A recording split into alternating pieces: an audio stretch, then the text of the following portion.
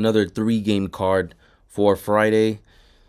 My guys, the only thing I can really say is that lines are pretty tight. Lines are pretty tight. It's going to be a tricky one, but we're going to get through it. I'm going to give you some thoughts on it. Hopefully you guys like the breakdown. If not, if you disagree with it, that's fine. Just let me know your pick. So, Necaxa at home, Pachuca coming in. Pachuca, well, both of these teams have been on a pretty bad downward spiral. Even though they're clawing and fighting to not completely go down that downward spiral, they're still not getting the results that they need.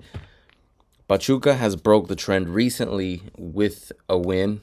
It was a very close win against, I believe it was San Luis. More on San Luis later, but I wouldn't exactly call San Luis the worst pushover. They're definitely not the worst team in the league. Necaxa has not won in 9 straight games, guys. They haven't lost in 9 straight games.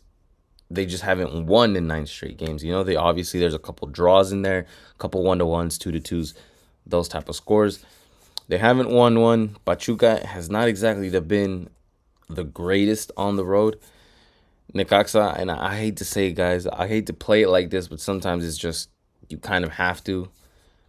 I don't believe in such thing as everybody's due for a win, but Necaxa is due for a win. So that's just kind of the way I see it. Again, we've been pretty good with catching falling knives. We've done it 3 times this season.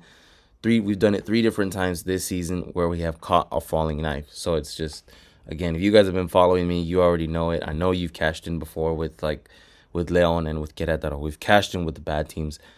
We've cashed in with, in certain spots.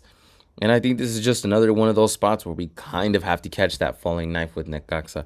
There's a reason they're basically at a coin flip, and then you have the draw right in the middle. So both are at plus 152. Take your shot on anything that you really want. Take your shot on whichever team you want. I'm just going to go with Necaxa. We've been pretty good at catching falling knives this season.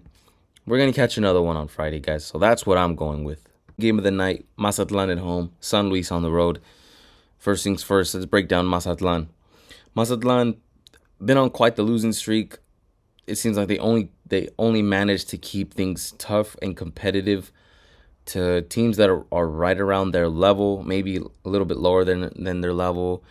They managed to keep things with Tijuana. That was probably the strongest team that they managed to keep things kind of close. And even then, we already know now Tijuana has kind of just broken the ceiling. So Tijuana is above these teams. That is for sure. Mazatlan, again, just on a downward spiral.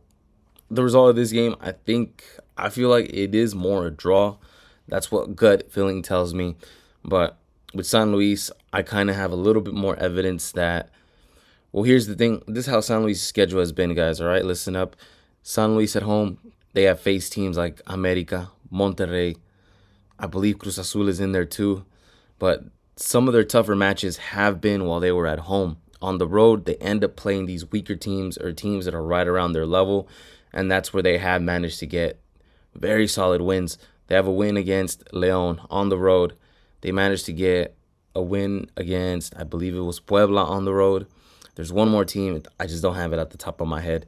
But it's teams that are right around this level. They also managed to keep things competitive with Tijuana. I thought León was at least as good as Tijuana, and that ended up not being the case. For me, it's going to be San Luis moneyline. I'm going to take a shot.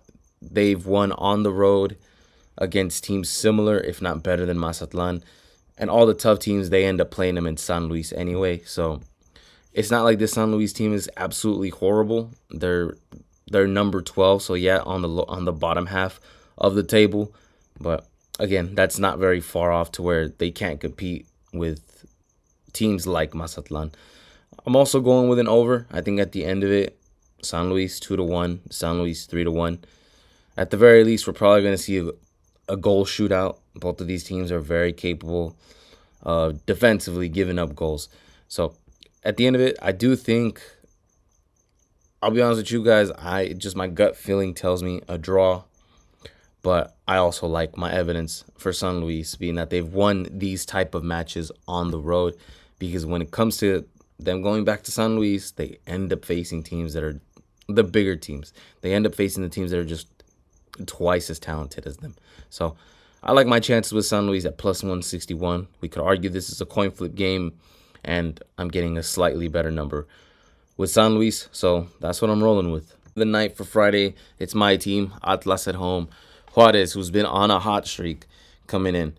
First thing first, guys, Atlas finally broke their slump last week with a win against Necaxa. Sitting nice and home, sitting nice and pretty at home. And you got Juarez, who has been also on a hot streak, kind of, starting to make some noise, right? Starting to make some noise in Liga MX, going for, I believe they're number 7. So it's, technically they are in playoffs. But I'm going completely against it. If you guys want to say that I'm going with my team because it's my team, that's fine. I'm still taking out less money line, but I'll give you a good reason why. Juarez's most impressive wins. Juarez's most impressive wins and most impressive outings have been at home in Juarez. Once it gets to them hitting the road, they're not exactly the same. They kind of struggle to keep things competitive. I don't know if it's the travel spot. Don't know what it is. On the road, they're just not as good as they are at home. Atlas is a little bit random.